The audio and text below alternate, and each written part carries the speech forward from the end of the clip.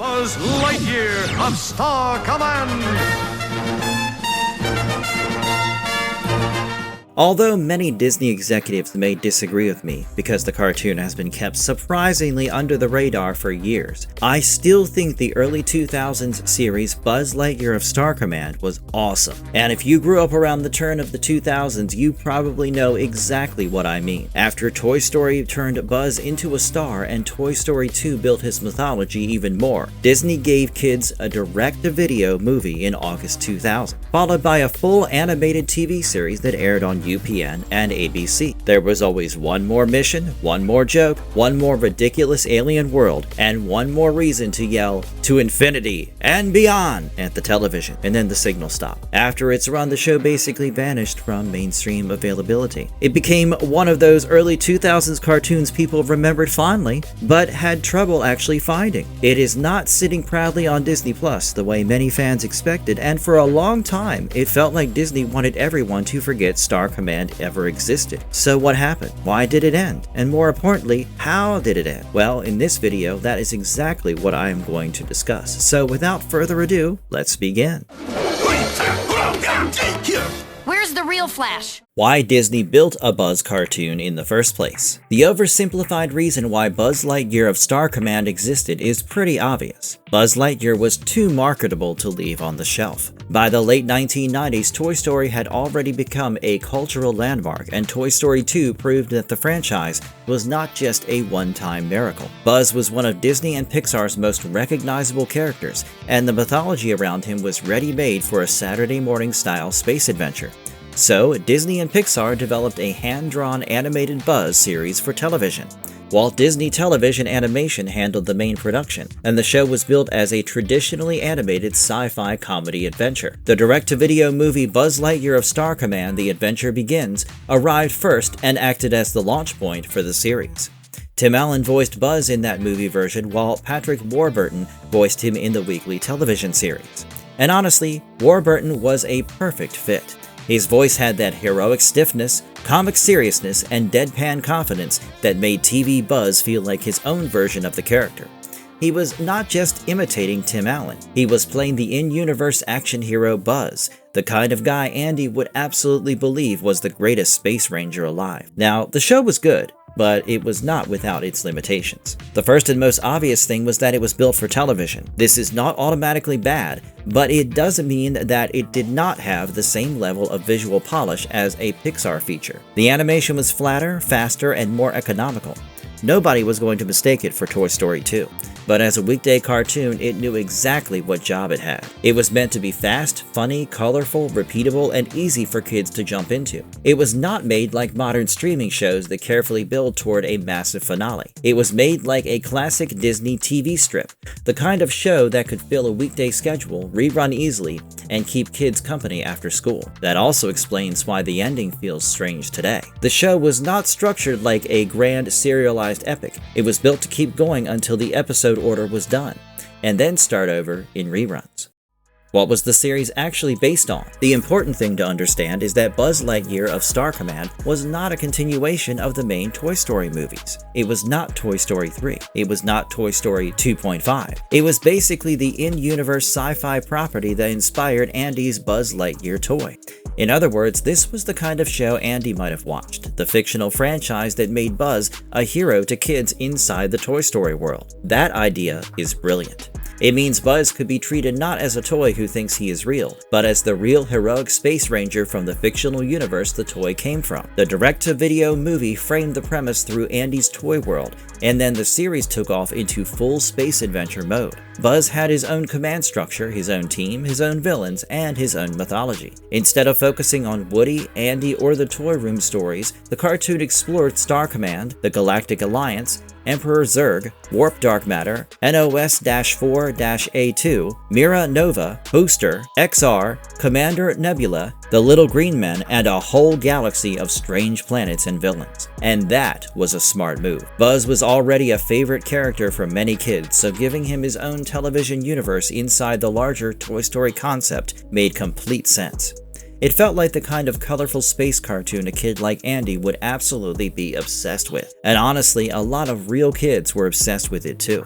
The strange thing is that 2 decades later, Pixar's Lightyear came along and gave a different answer to the same question. Disney and Pixar sold Lightyear as the movie Andy saw that made him want the Buzz Lightyear toy. Director Angus MacLane described the pitch as asking what movie Andy saw that made him want a Buzz toy, and then making that movie. That is a perfectly valid idea on paper, but not for fans of Buzz Lightyear of Star Command. It felt strange because the cartoon had already answered that question in its own way. Tim Allen later said he wished there had been a better connection between Lightyear and the Buzz he knew. And I understand exactly what he meant. For many fans, Star Command already was the real Buzz story.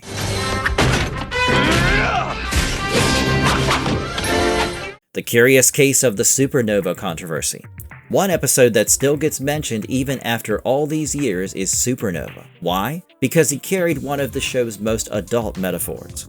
On the surface, Supernova is a Mira-centered episode where she uses a crystallic fusion generator and comes out hypercharged with dangerous new energy. At first, the power boost seems exciting. Mira feels stronger, faster, and more capable. But then, she keeps pushing it. Even after warnings from King Nova, she becomes dependent on the feeling of power. The episode frames her behavior almost like addiction. She ignores warnings, chases the rush, loses control, and goes through a withdrawal-style emotional crash. For a Disney TV cartoon, that was heavy. The episode has long been discussed by fans as the show's most taboo story. It is widely reported in fan spaces and trivia pages that Supernova aired during the original run, but later disappeared from regular US circulation because the addiction metaphor was considered too direct or too uncomfortable for children's programming. Now, we should be careful here. There does not seem to be a clean official Disney statement saying, yes, this episode was banned for addiction imagery, but the episode's reputation is very real, and the metaphor is not hard to see. Mira's power boost is treated like something intoxicating. She becomes dependent on it, and the episode is very clearly warning viewers about the danger of chasing a harmful rush. So whether you call it banned, pulled, or simply rarely rerun, Supernova remains the episode fans point to when they want to prove that Buzz Lightyear of Star Command sometimes went darker than people remember.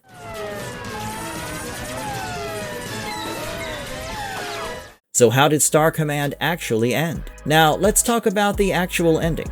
This is where things get slightly confusing because of episode counts. D23 officially lists Buzz Lightyear of Star Command as a 65-episode series, but many episode guides list the final regular episode as episode 62. Both numbers make sense depending on how you count the adventure begins. If you count the direct-to-video pilot movie as 3 TV episodes, the total reaches 65. If you count only the regular half-hour episodes after the pilot material, the final episode is usually listed as episode 62.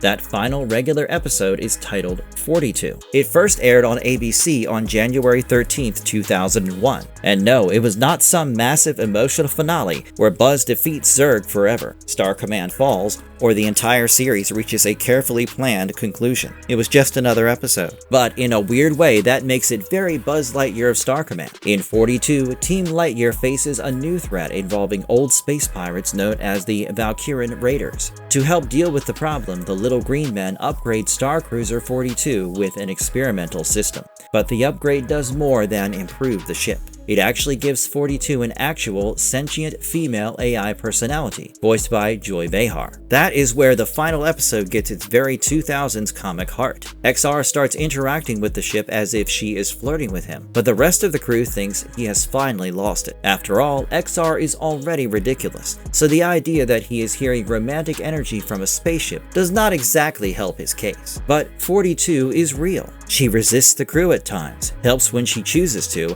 and eventually proves that she is not just a malfunction or XR's fantasy. She is an actual personality inside the ship. By the end of the episode, the team accepts her as a person and she is given a body of her own, allowing her independence. Which also means XR loses his sudden dream romance almost as quickly as he found it. And that is the ending. No giant final battle, no emotional goodbye, no Toy Story style tearjerker. The show ended with an AI spaceship gaining freedom and XR getting romantically humbled. Honestly, that is kind of perfect for this series. It was strange, funny, sincere, and oddly sweet. It did not feel like a planned finale, but it did feel like a normal day in the Star Command universe. Then the show simply vanished.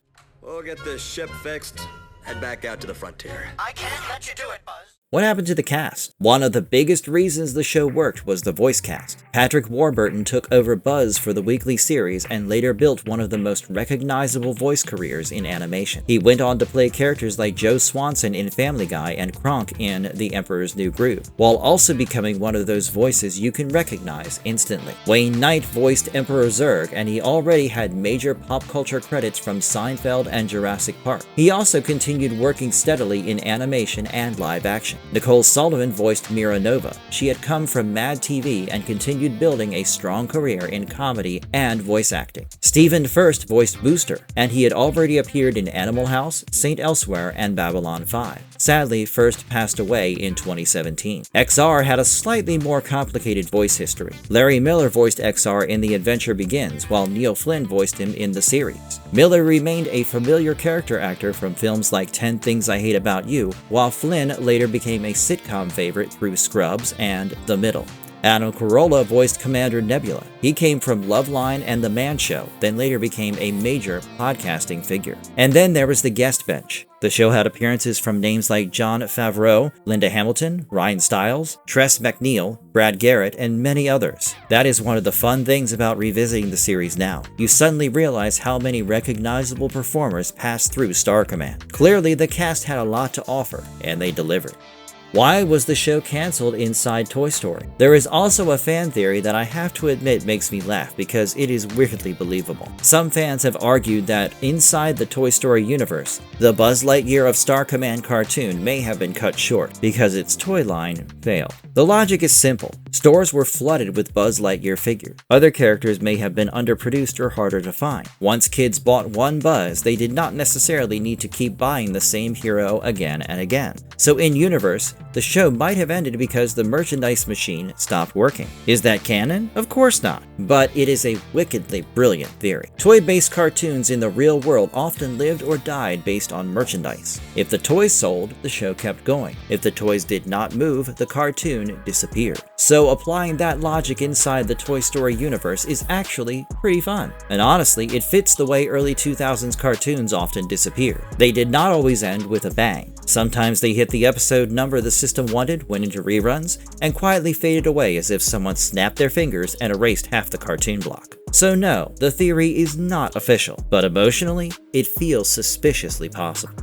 What came after Star Command? The cartoon left behind more than it probably intended. There was a 2000 video game by Traveler's Tales and Activision connected to the movie and series, which shows that Disney initially saw commercial value in the Star Command version of Buzz. But in the larger franchise story, the show became something of an orphan. For years, it was difficult to find legally. Fans repeatedly asked why it was not available on Disney+, especially when so many other Disney animated shows had found streaming homes. The Adventure Begins was easier to locate than the full series, but the show itself remained strangely absent from mainstream access. Then Lightyear arrived in 2022 and became Pixar's official modern answer to the "what movie inspired Andy's toy?" question.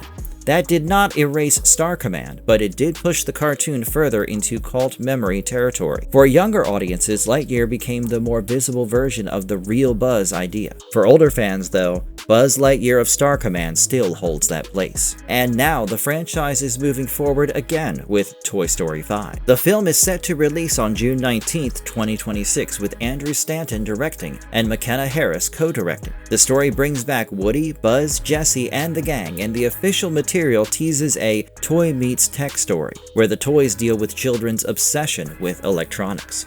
Disney's official page even teases multiple Buzz Lightyear action figures searching for Star Command, which is both hilarious and strangely fitting. So even if Buzz Lightyear of Star Command is still missing from Disney+, the idea of Star Command has not fully disappeared from the franchise. It is still out there, maybe not in the spotlight, but definitely not forgotten. Not again. Final thoughts. So how did Buzz Lightyear of Star Command end? It ended with 42, which aired on January 13th, 2001, but I do not think the episode was written as a grand finale. It was just another mission that happened to become the last one aired. Team Lightyear dealt with space pirates, Star Cruiser 42 gained a sentient AI personality, XR caught feelings, and the show closed on a strange, funny, very Star Command kind of note. Then it disappeared from the regular Disney conversation.